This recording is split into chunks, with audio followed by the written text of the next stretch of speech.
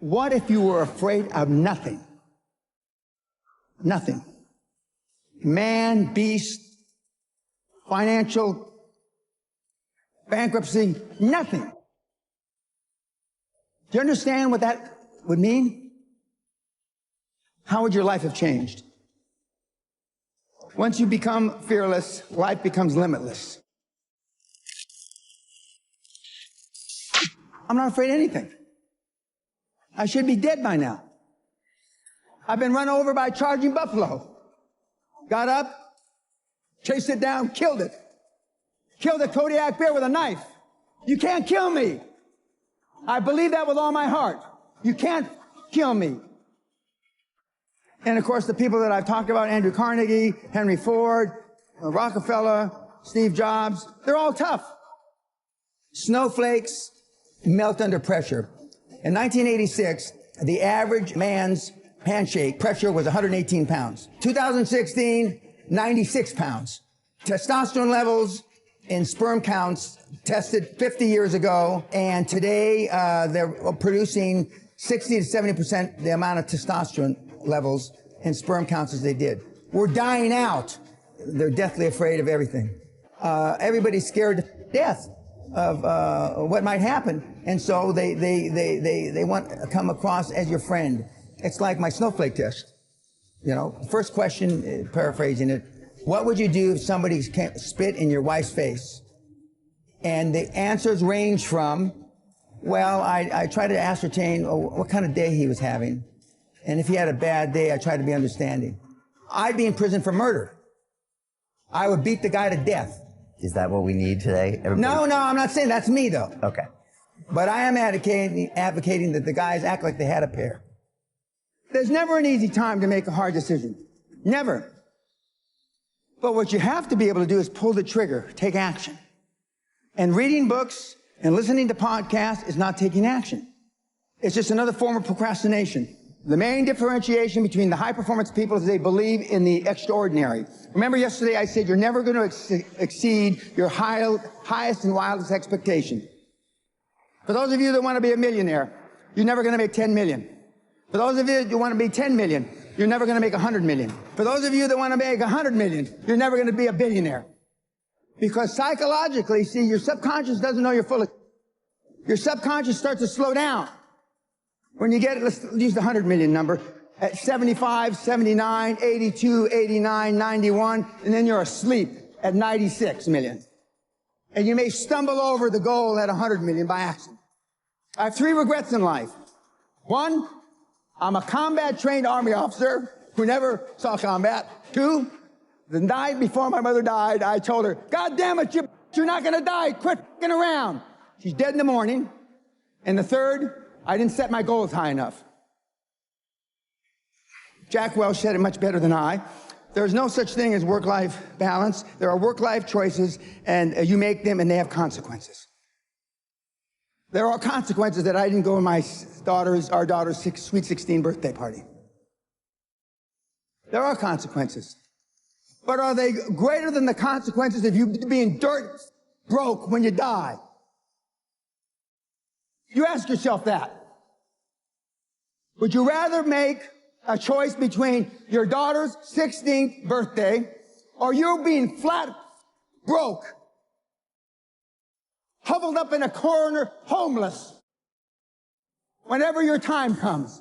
You tell me. But conventional wisdom, political correctness, has it all backwards. You're a bad person because you missed her birthday, right? You're a bad person because you celebrated Christmas in January, right? Horse. And the pundits that give you this horse are poor themselves. Next, you've got to get by your friends. Show me your friends and I'll show you your future, right? You're hanging out the pub, belching and farting. Those people that you're going to the sports bars, those are your friends. Then there's just general pessimists. Then there's your own guilt. Do I deserve to be wealthy beyond measure?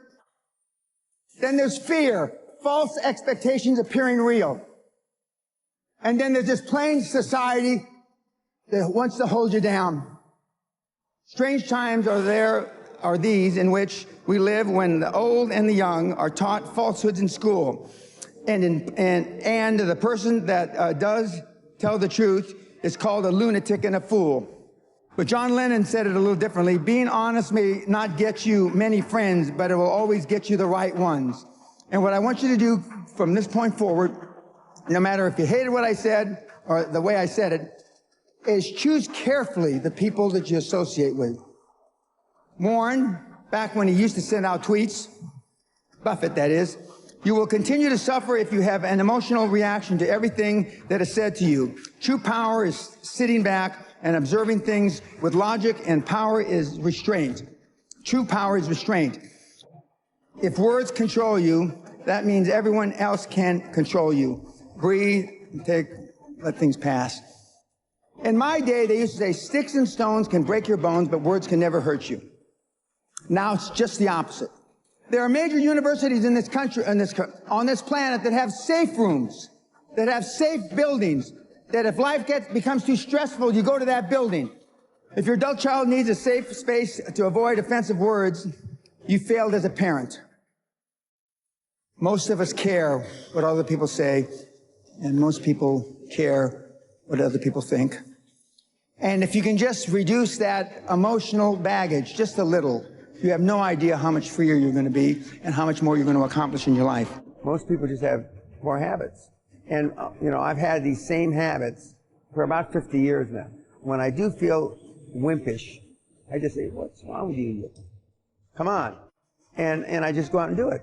And I know that if I hadn't built up these habits 20, 30 years ago, at age 70, I certainly wouldn't be doing this. I mean, good habits are hard to come by. But what's even harder to come by are people that have good habits that you can be around. Machiavelli said, a ruler is judged by who he surrounds himself with. If I were to decide what kind of person you were by the people that you are closest to, what would I think of you? How would I judge you? So people don't spend enough time selecting that peer group, even Correct. if they have the good habits. You're Correct. saying that's not enough. Yeah, because they go to default. Okay.